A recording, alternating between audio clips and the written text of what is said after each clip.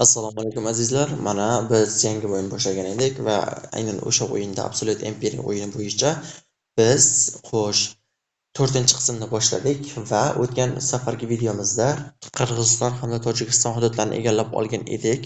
Endigi navbatimiz esa aynan bu o'yin faqatgina o'yinda, real hayotda yana ta'kidlab o'tamiz, hech qaysi davlatga, millatga, illatga yoki hech kimga bizning adovatimiz, ziddiyatimiz yoki shunga o'xshash biron bir harakatlarimiz mavjud emas. Shuni ham eslatib o'tmoqchimiz.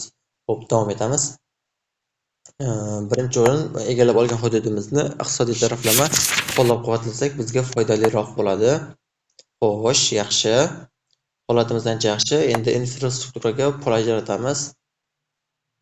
Mana ko'rib turganingizdek, bizga infrastruktura anchagina foyda keltiradi.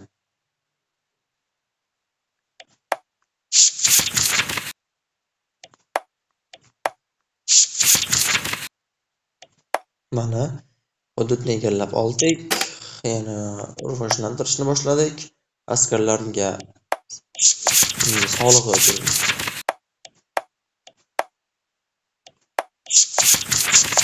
shifokorlar tanlovi deydimi, nima deydi? Shunaqaroq narsa beryapmiz.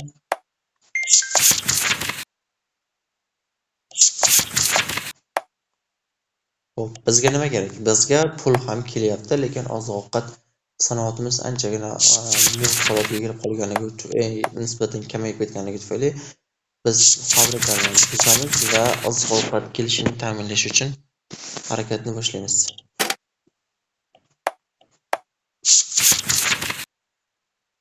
Mana xo'p, yana qayerga shunday qilishimiz mumkin bo'ladi? Bu yerdan Toshkent viloyatidan bitta fabrikani buzamiz va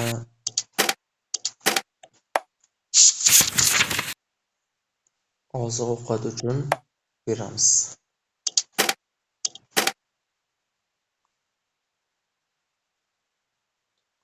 Keyingisi biz Turkmanistonni egallashga harakat qilib ko'ramiz. Va shu bilan yana bir texnologiyani rivojlantirishga kirishamiz.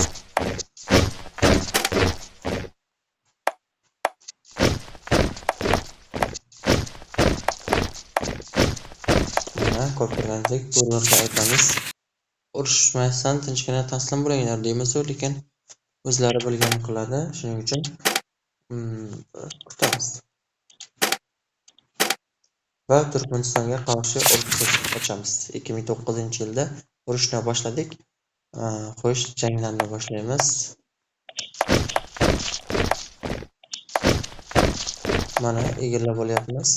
Bu o'yin anchagina rivojlanib olgandan so'ng texnologik darajasi past bo'lgan davlatlarni egallash uchun anchagina osonlashtirib qo'yadi. Shuning uchun men aytganimdek, birinchi o'rin texnologiyani rivojlantirishimiz kerak. Mana egalladik. Butun hududni ham egallab oldik. Mana O'zbekiston hududi yirik kattalashib bormoqda. Xo'sh, keyingisi albatta bu Afg'oniston bo'ladi, lekin uning uchun armiyani bir sira tarqatamiz va harakatlarimizni transport vositalari bilan davom ettiramiz. Diviziyani yo'q qilishimiz kerak. Va diviziyani yo'q qilamiz va mana ko'rib turganingizdek O'zbekistonga aylandi. Bu tomonni ham buni buzib tashlaymiz. O'rniga bizga mana bunaqa narsa kerak.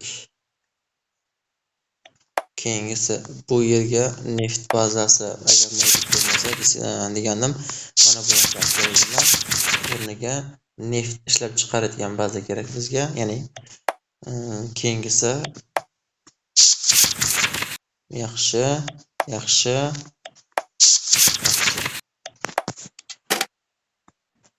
Endigi navbat mana bunday infrastrukturalarni rivojlantirishga.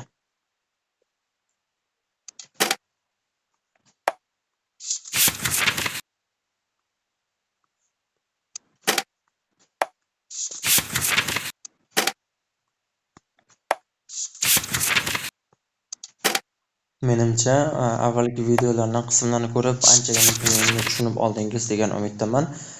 Agarda biron bir muammo bo'ladigan bo'lsa, yoki tushunmovchiliklar bo'ladigan bo'lsa, albatta bularni bartaraf etish qiyin emas, chunki bu hammasi real hayotda emas. Buni ham eslatib o'tishimiz joiz. Barchasi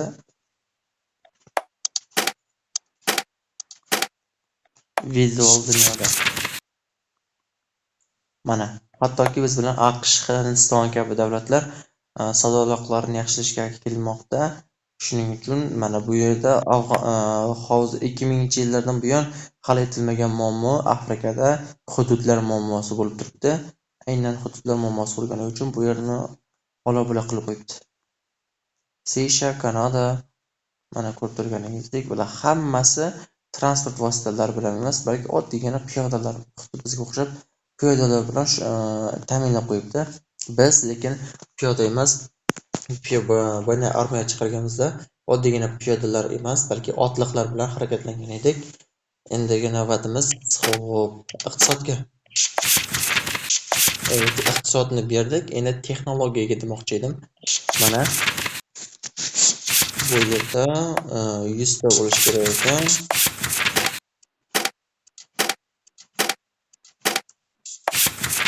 Mana berdik.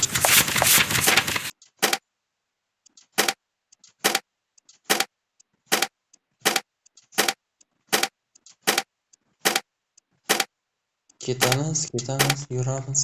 Mana poytaxtni endi mana bunday bu bilan berib rivojlantirib qo'ysak, anchagina nisbatan endi poytaxt-ku, poytaxt bo'lgani uchun ham o'zim poytaxtni har doim Samarqandga ko'chiraman. Sababi o'zim Samarqandlikman, shuning uchun ham Samarqandga ko'chirganligim tufayli va tarixiy jihatdan ham menga ma'qulroq hisoblanadi va markaziy geografik joylashuvi ham.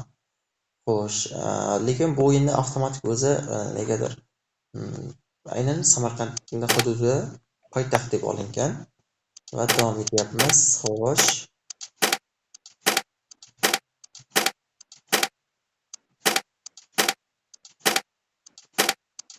bizga mana bunday kolbachalar kerak bo'ladi.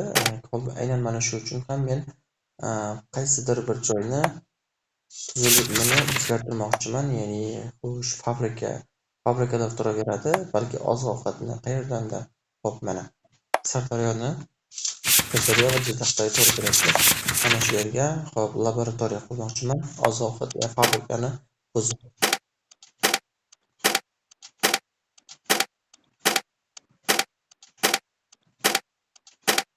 Mana texnologiya biz asosan tank beramiz. Tank va samolyotlar. Birinchi o'rin tank, keyinchalik rivojlanib olganimiz tufayli samolyotlarga ham berishni boshlasak bo'ladi. Samolyot va artilleriyaga. Lekin birinchi o'rin agar harbiy taraflama oladigan bo'lsangiz, birinchi o'rin piyodalarga, keyin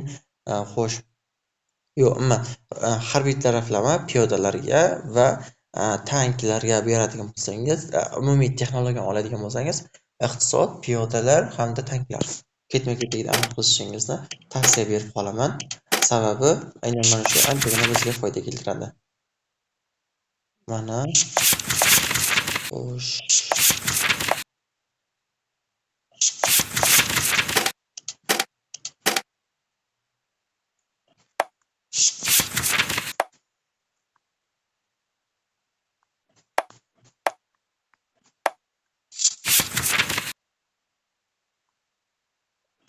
bu tomondan portlarni ochib qo'yamiz.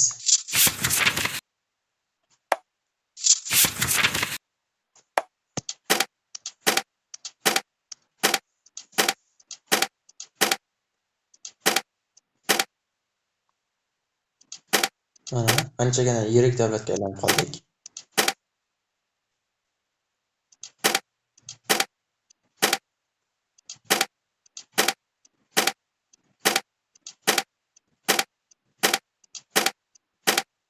Xo'sh, mana tankga bizdan o'sha ketdik.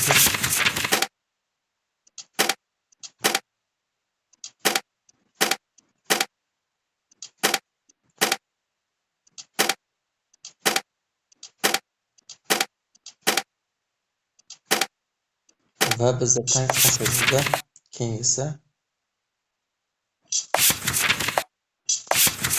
va men endigi navbatni xo'sh Afg'onistonni egallash uchun harbiylarni hosil qilishga ishlatmoqchiman. Mana tank ochildi. Ko'rib turganingizdek bizga juda ham katta foyda keltiradi aynan mana shu tanklar. Sababi bularni kuch-quvvati oddiy piyodalarga nisbatan barcha tushungandek anchagina baland.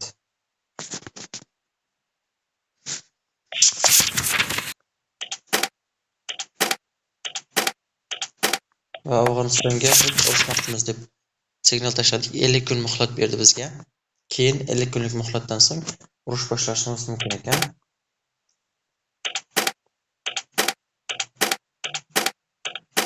Va biz Afg'onistonga qarshi urushni boshladik. Xo'p, mana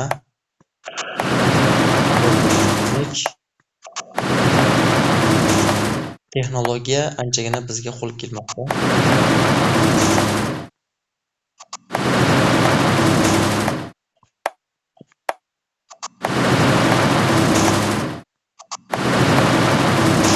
Bittagina hududi qoldi va biz Rossiya butun hududni egallab olmoqchi boshladik. Egallab bo'ldik. Mana ko'rib turganingizdek, xo'p, butun Qozog'istondan tashqari Markaziy Osiyo to'liq egallandi. Endigi navbat albatta bu qayer? Albatta bu Qozog'iston. Lekin biz uchun bu juda ham qiyin bo'lishi tabiiy holat. Katta hududi chiqadi. Oddiy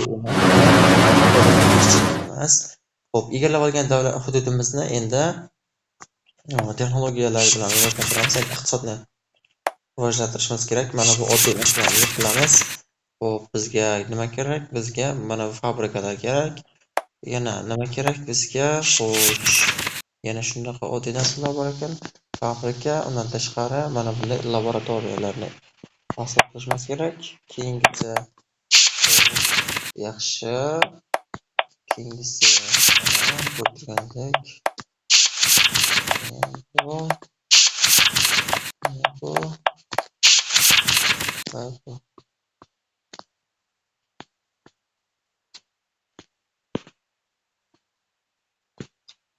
va keyingi bosqichda albatta biz armiyani sog'liqqa e'tibor berib qo'yamiz va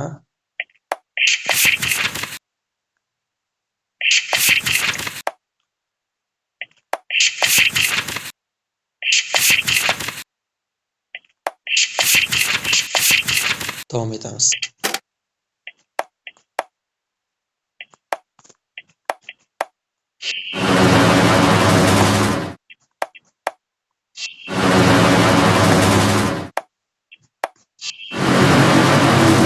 Ko'rib turganingizdek anchagina katta davlatga aylandik.